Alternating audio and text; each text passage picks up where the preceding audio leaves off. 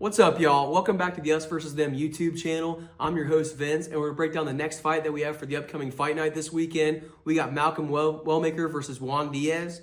Wellmaker is right now sitting at a minus 280 favorite, and Diaz is a plus 210 underdog. Before I get any further in this video, if I can remind you guys, hit the like button, subscribe to the channel. The subscribers is climbing, that's pretty cool. But yeah, fuck it, let's get into this breakdown. Wellmaker, we already know he's coming into this fight after getting his first loss of his pro career. He lost to Ethan Ewing by decision in his last fight. He came into that fight as a big favorite. Ewing, we all know, making his debut, and Wellmaker's coming in with a lot of hype. 3 KOs in a row, 3 first-round KOs in a row. So big favorite, and obviously we saw it happen. Ethan Ewing kind of put him in check a little bit. We didn't even realize that dude is a fucking brick. I mean, he is just made of a piece of iron. He's able to get touched and keep moving forward. So that's kind of the plan, I guess, to beat Wellmaker. He made a blueprint for everybody else. I'm not devaluing that loss at all, really. I do think that Ewing is really high level. I do think he's got a really high trajectory in this division for sure. He's not really showing a lot of holes in the game. He's showing a lot of high fighter IQ. So don't really hold that against him too much. I have seen in some interviews, especially right after the Ewing fight, that he was saying that he's been doing a lot of film study. He plans on doing a lot of film study of that fight and just kind of seeing where he made mistakes. And one of the areas where I think he did make a lot of mistakes was kind of what got him to the dance in the first place, which is that right hook. He was spamming that technique out. I know a lot of times in martial arts, somebody will fall in love with the technique that they think they just got it mastered and nobody can stop it. And they just keep spamming it out there. I wrestled and I had that experience. I know a lot of other people who wrestled or fought or whatever that had that slump in their career. And I think this is Wellmaker's chance for that. It's also, like I said, it's his opportunity to do that film study, do that, do the background, the research he's got to do, break shit down and realize that, the biggest thing you need is not just spamming right hooks, put jabs in front of it, put setups in front of it, put fakes in front of it, anything to set that up so you can actually land that punch and land it when the guy doesn't see it coming. Diaz, on the other hand, he's coming into this fight. He's making his debut.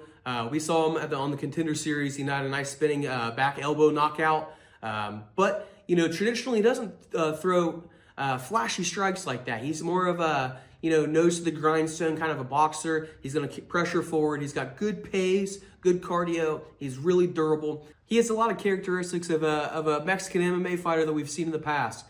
Just that tough, gritty, like I said, good cardio. He's not going to back down from the fight. The Brandon Morenos, the Royvals, all those types of fighters. So that's kind of Diaz in a nutshell. But one thing I do really like about him is the fact that he does sprinkle in the flashy technique. We saw the spinning back elbow, and there's a component of luck to that when you land those strikes for sure.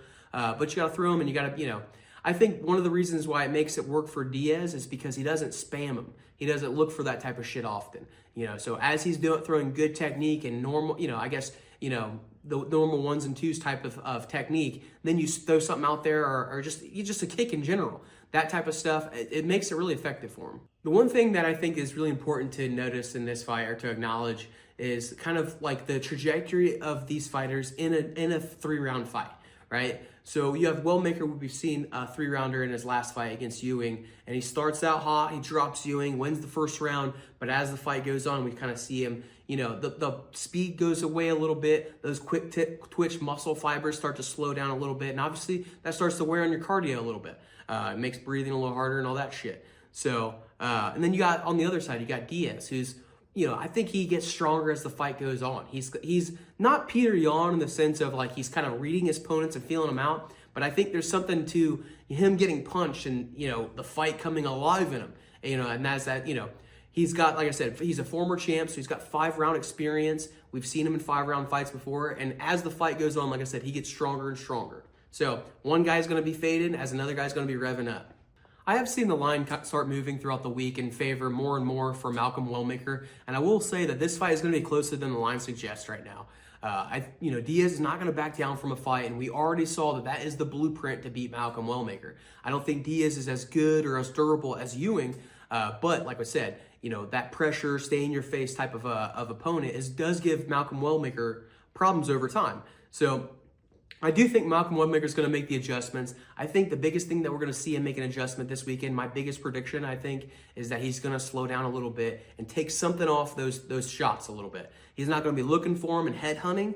I think he's going to start setting it up a little bit and just learn to touch, not necessarily learn to take somebody's block off. So it's not necessarily how hard you hit. It's just about where you touch and how often you touch. So I think we're going to see Wellmaker do that. I do think Diaz is going to be a motherfucker in the third round. I would feel different if this was a 5-round fight, but I do favor Wellmaker to get it done. I think he's going to get done this weekend by decision. I think Diaz he's tough, he's durable. If he survives the first round, I think the decision prop is going to be a lot more live. So my favorite prop of this card is Wellmaker by decision. That's sitting at plus 270.